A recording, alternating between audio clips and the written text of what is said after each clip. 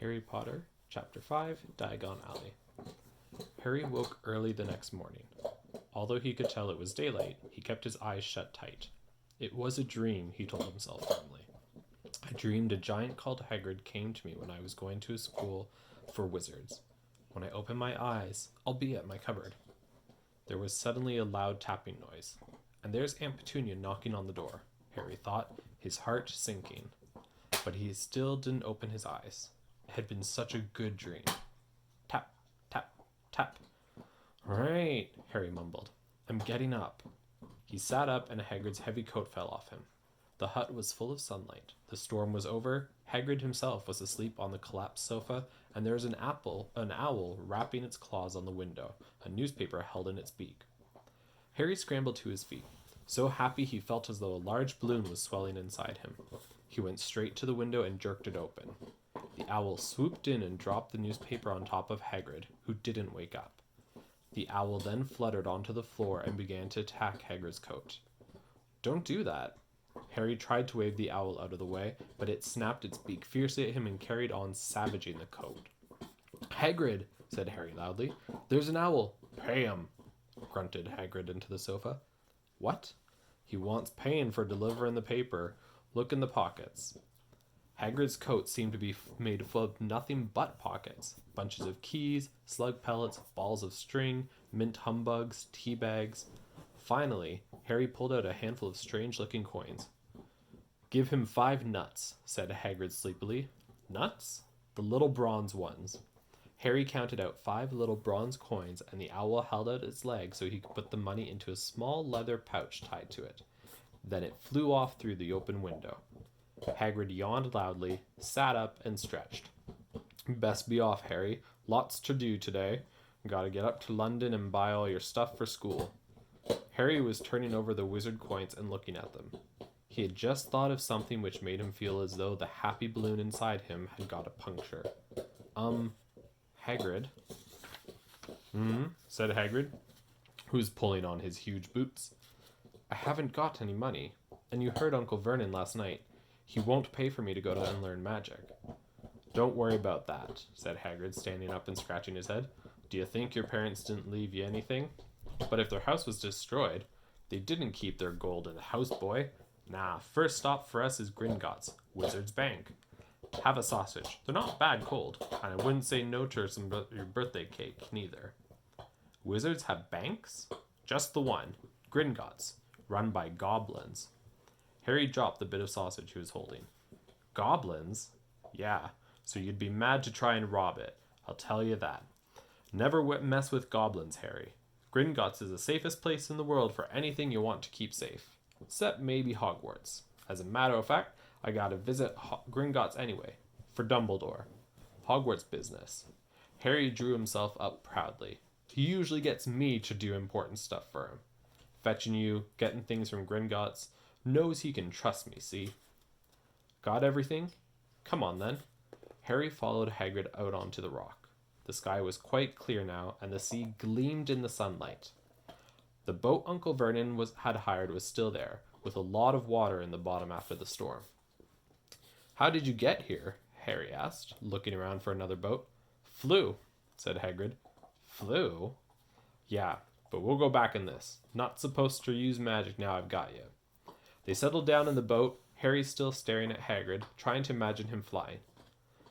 Seems a shame to row, though, said Hagrid, giving Harry another of his sideways looks. If I was to speed things up a bit, would you mind not mentioning it at Hogwarts? Of course not, said Harry, eager to see more magic. Hagrid pulled out the pink umbrella again, tapped it twice on the side of the boat, and they sped off towards land. Why would you be mad to try and rob Gringotts? Harry asked. Spells, enchantments, said Hagrid, unfolding his newspaper as he spoke. They say there's dragons guarding the high security vaults, and then you gotta find your way. Gringotts is hundreds of miles under London, see? Deep under the ground. You'd die of hunger trying to get out, even if you did manage to get your hands on something.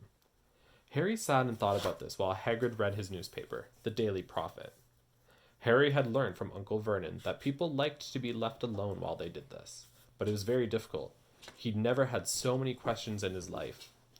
Ministry of Magic messing things up again as usual, Hagrid muttered, turning the page. There's a Ministry of Magic? Harry asked, before he could stop himself. Course, said Hagrid. They wanted Dumbledore for minister, of course, but he'd never leave Hogwarts, so old Cornelius Fudge got the job. Bungler if there ever was one. So he pelts Dumbledore with owls every morning, asking for advice. But what does a Ministry of Magic do? Well, their main job is to keep it from the muggles that there's still witches and wizards up and down the country. Why? Why? Blimey, Harry, everyone would be wanting magic solutions to their problems. Nah, we're best left alone. At this moment, the boat bumped gently into the harbor wall.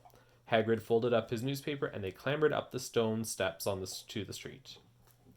Passer-byers stared a lot at Hagrid as they walked through the little town to the station. Harry couldn't blame them. Not only was Hagrid twice as tall as anyone else, he kept pointing out perfectly ordinary things, like parking meters, and saying loudly, "See that, Harry? Things these muggles dream up, eh?" Hagrid, said Harry, panting a bit as he ran to keep up. Did you say there were dragons at Gringotts? Well, so they say, said Hagrid. Crikey, I'd like a dragon. You'd like one? Wanted one ever since I was a kid. Here we go. They had reached the station. There was a train to London in 5 minutes' time. Hagrid, who didn't understand muggle money, as he called it, gave the notes to Harry so he could buy their tickets. People stared more than ever on the train. Hagrid took up 2 seats and sat knitting what looked like a canary yellow circus tent. Still got your letter, Harry? He asked as he counted stitches. Harry took the parchment envelope out of his pocket. Good, said Hagrid. There's a list there of everything you need. Harry unfolded a second piece of paper he hadn't noticed the night before, and read, Hogwarts School of Witchcraft and Wizardry. Uniform. First-year students will require 1. 3 sets of plain work robes, color black. 1 plain pointed hat, color black for day wear. 1 pair of protective gloves, dragon hide or similar. 1 winter cloak, black, silver fastenings. Please note that all pupils' clothes should carry name tags. Set books. All students should have a copy of each of the following. The Standard Book of Spells, Grade 1, by Mirinda Goshawk. A History of Magic, by Bathilda Bagshot. Magical Theory, by Adele Burt Waffling. A Beginner's Guide to Transfiguration, by America Switch. 1000 Magical Herbs and Fungi, by Phillida Spore. Magical Drafts and Potions, by Arnius Jigger. Fantastic Beasts and Where to Find Them, by Newt Scamander. The Dark Forces, A Guide to Self-Protection, by Quentin Trimble. Other equipment, 1 wand, 1 cauldron, pewter, standard size 2, 1 set glass or crystal files, 1 telescope, 1 set brass scales. Students may also bring an owl or a cat or a toad. Parents are reminded that first years are not allowed their own broomsticks. So here in the book so far, we haven't physically moved very far. All we've done is gone from the hut where the Dursleys were staying and Hagrid came and interrupted them, taken the boat, and now we're on a train. By the distance, not super far. But Harry has learned a lot about what the magical world is going to be like. He understands now that there's some government. So the Ministry of Magic is like the Department of National Defense or the Finance Ministry. People who work for the government and make policies and such. So there is a whole department, the Ministry of Magic, that's just dedicated to the magical side. On top of that, he learns that he has money, apparently. He was very concerned originally that he would have no way to pay for things. And now he gets the list of all things that are required. And so we see that he needs a school uniform. So unlike Gloucester, Hogwarts has a specific set of clothes that they have to wear. One of the things that J.K. Rowling does really nice in her writing is she puts little fun things in there. So, for example, in the books, the authors' names actually tell you a whole lot about the book themselves. So Magical Theory by Adalbert Waffling. Waffling is actually a word. It sounds like a food, waffle, which is kind of like a pancake, but it's usually in the shape of a square and it has little squares in it. But if you waffle, it means that you talk without a lot of sense. So, for example, Beatrice in our class, sometimes she just likes to tuck, tuck, tuck, tuck, tuck, tuck, tuck, tuck, tuck, tuck, tuck, tuck, tuck, tuck, tuck. And you don't always understand because Beatrice is really excited. She could be someone who waffles sometimes. And so, magical theory, people usually don't like the theory behind the things. They find it hard to understand and it doesn't make a lot of sense. And so, J.K. Rowling is using that word, waffling, to show that the book won't make a whole lot of sense. A Beginner's Guide to Transfiguration by America Switch. Transfiguration is when you change one thing into something else. And that's why the last name is Switch, because you're switching things. 1,000 Magical Herbs and Fungi by Phillida Spore. Well, a spore is given off by plants and such, so it's a reference to that fungus. So, like mushroom spores and such, that's coming from the fungus, which is mushroom. Fantastic Beasts and Where to Find Them by Newt Scamander. A newt is a type of salamander, I believe, and Scamander is a play on the words where it sounds like salamander, but it's Scamander. So J.K. Rowling does this a lot, where she has she enjoys this humor, and so she had to create a whole world. She had to come up with names, and so she took from her own world to make it appear more magical that way. The other equipment, you have the wand, which is the wizarding thing. You have a cauldron, which is like a big pot that we would cook in, but instead they make potions in there.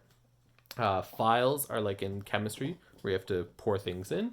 A telescope, so you can see into the stars. And brass scales, that's to weigh things. Okay?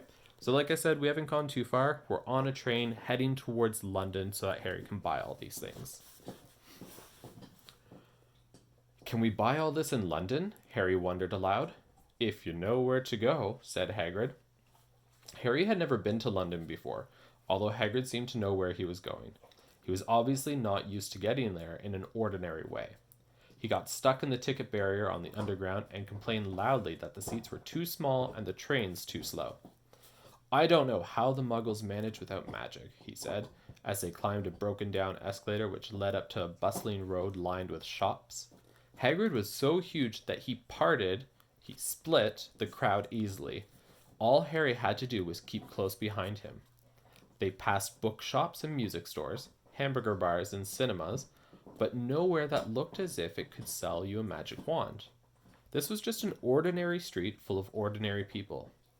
Could there really be piles of wizard gold buried miles beneath them? Were there really shops that sold spellbooks and broomsticks? Might this not all be some huge joke that the Dursleys had cooked up? If Harry hadn't known that the Dursleys had no sense of humor, he might have thought so. Yet somehow, even though everything Hagrid had told him so far was unbelievable, Harry couldn't help trusting him. This is it, said Hagrid, coming to a halt. The Leaky Cauldron. It's a famous place. It was a tiny, grubby, dirty-looking pub. If Hagrid hadn't pointed it out, Harry wouldn't have noticed it was there. The people hurrying by didn't glance at it. Their eyes slid from the big bookshop on the one side to the record shop on the other, as if they couldn't see the Leaky Cauldron at all. In fact, Harry had the most peculiar, the most strange feeling that only he and Hagrid could see it. Before he could mention this, Hagrid had steered him inside. For a famous place, it was very dark and shabby. A few old women were sitting in a corner, drinking tiny glasses of sherry. Sherry is a type of alcohol. One of them was smoking a long pipe. A little man in a top hat was talking to the old barman, who was quite bald and looked like a gummy walnut. The low buzz of chatter stopped when they walked in. Everyone seemed to know Hagrid. They waved and smiled at him, and the barman reached for a glass, saying, "The usual, Hagrid?" "Can't, Tom. I'm on Hogwarts business," said Hagrid, clapping his hand on Harry's shoulder and making Harry's knees buckle. "Good Lord," said the barman, peering at Harry. "Is this Can this be? The leaky cauldron had suddenly gone completely still and silent. Bless my soul, whispered the old barman. Harry Potter. What an honor! He hurried out from behind the bar, rushed towards Harry, and seized his hand, tears in his eyes. Seized is where you grab something really hard and really quickly. So he rushes towards Harry and grabs his hands. Tears are in the barman's eyes. Welcome back, Mr. Potter. Welcome back. Harry didn't know what to say. Everyone was looking at him. The old woman with the pipe was puffing on it without realizing it had gone out. Hagrid was beaming. Then there was a great scraping of chairs, and next moment, Harry found himself shaking hands with everyone in the leaky cauldron. Doris Crockford, Mr. Potter. Can't believe I'm meeting you at last. So proud, Mr. Potter. I'm just so proud. Always wanted to shake your hand. I'm all of a flutter. Delighted, Mr. Potter. Just can't tell you. Diggle's the name. Daedalus Diggle. I've seen you before, said Harry, as Daedalus Diggle's top hat fell off in his excitement. You bowed to me once in a shop. He remembers, cried Daedalus Diggle, looking round at everyone. Did you hear that? He remembers me. Harry shook hands again and again. Doris Crockford kept coming back for more. A pale young man. So when you're pale, it means your skin is very, very light colored for what it usually should be. So if you're Caucasian like I am, then you can get whiter. If you are black-skinned, then your blackness will go a lighter tone than it already is. It's whatever color skin you is, and it goes lighter than it should be. So a pale young man made his way forward, very nervously. One of his eyes was twitching. Twitching is like... That's twitching. Professor Quirrell, said Hagrid. Harry, Professor Quirrell will be one of your teachers at Hogwarts. Potter, stammered Professor Quirrell, grasping Harry's hand. Can't tell you how pleased I am to meet you. What sort of magic do you teach, Professor Quirrell? Defense against the dark arts, muttered Professor Quirrell, as though he'd rather not think about it. Not that you need it, Potter? He laughed nervously. You'll be getting all your equipment, I suppose. I've got to pick up a new book on vampires myself. He looked terrified at the very thought. But the others wouldn't let Professor Quirrell keep Harry to himself. It took almost 10 minutes to get away from them all. At last, Hagrid managed to make himself heard over the babble. Babble is just the hubbub, the talking that's going on. Must get on. Lots to buy. Come on, Harry. Doris Crockford shook Harry's hand one last time, and Hagrid led them through the bar and out into a small walled courtyard, where there was nothing but a dustbin and a few weeds. Hagrid grinned at Harry. Told you, didn't I? Told you were famous. Even Professor Quirrell was trembling to meet you. Mind you, he's usually trembling. Is he always that nervous? Oh yeah, poor bloke. Brilliant mind. He was fine while he was studying out of books, but then he took a year off to get some first-hand experience. They say he met vampires in the Black Forest, and there was a nasty bit of trouble with a hag. Never been the same since. Scared of the students. Scared of his own subject. Now, where's my umbrella? Vampires? Hags? Harry's head was swimming. Hagrid, meanwhile, was counting bricks in the wall above the dustbin. 3 up, 2 across, he muttered. Right. Stand back, Harry. He tapped the wall 3 times with the point on his umbrella. The brick he had touched quivered, it wriggled. In the middle, a small hole appeared. It grew wider and wider. A second later, they were facing an archway large enough even for Hagrid, an archway onto a cobbled street which twisted and turned out of sight. Welcome, said Harry, to Diagon Alley. So these pages, again, a lot in the pages happen. We read about 4 pages here, but they haven't physically moved very far. They've arrived in London, they went down the streets, and they found the pub. So it's like a bar, but with tables and where people would eat. And pubs are very, very common in the United Kingdom, in England. It'd be kind of like a coffee shop here, in terms of how many there are. But coffee shops in Canada don't serve alcohol, whereas pubs do. They go in, everybody knows Hagrid. He says hello, says, I'm here on Hogwarts business. And then they realize that it's Harry Potter. And it's as if they're meeting a celebrity. Think of the most famous person. So for many of you boys in the class that all wanted to do Taylor Swift because she's cute for your International Women's Day poster, imagine she was in class and how you would freak out meeting her. That's what these people are all doing about Harry. He is their celebrity of the day, and have been for 15 years or for 11 years.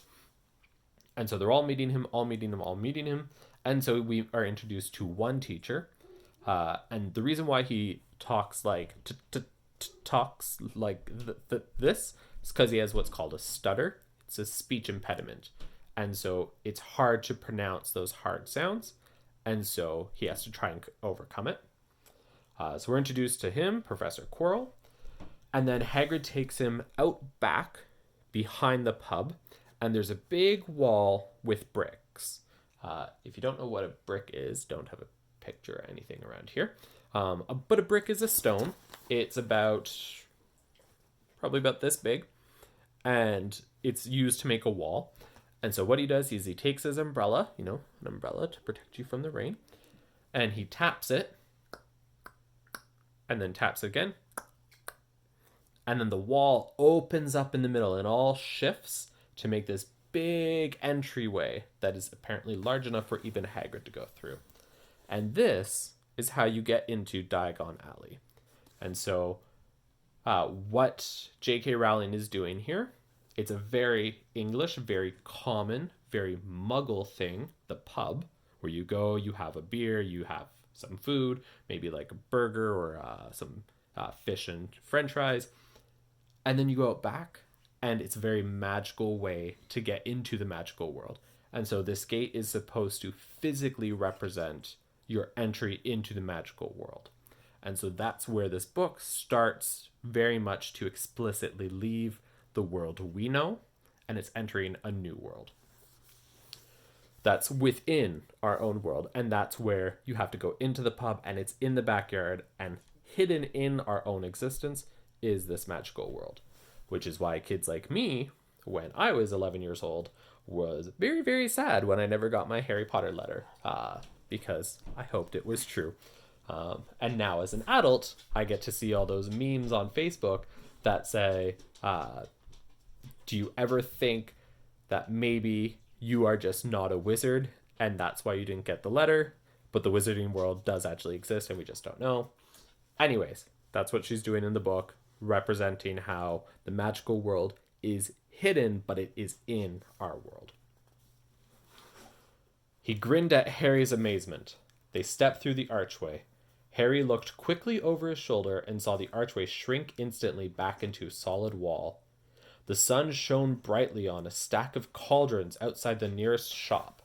Cauldrons, all sizes, copper, brass, pewter, which is like a dark gray, silver, self-stirring, collapsible, said a sign hanging over them. Yeah, you'll be needing one, said Hagrid, but we gotta get your money first. Harry wished he had about 8 more eyes.